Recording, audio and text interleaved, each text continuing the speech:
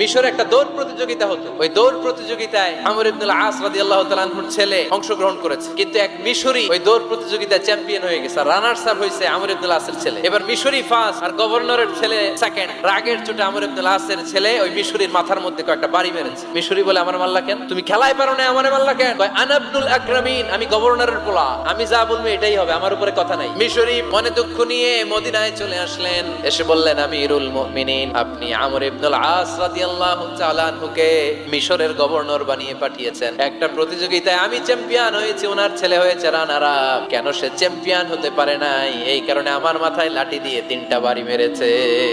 ওমর ফারুক বললেন, তাই আগামী বছরের অমুক তারিখ আমি সব গভর্নরদেরকে ডেকে হিসাব নিতে, ওই দিন তুই থাকবি। ওই দিন 7 রাজ্য থেকে 7 গভর্নর হাজির, গভর্নরদের ছেলেরাও হাজির। নিজে একটা লাঠি এনে মিশরের হাতে দিয়ে বলল, এবার তোর মাথায় যতটা মারছে তুই ততটা গুনে গুনে মার, আমি দেখবো। সে বলতেছে, থাক, আপনি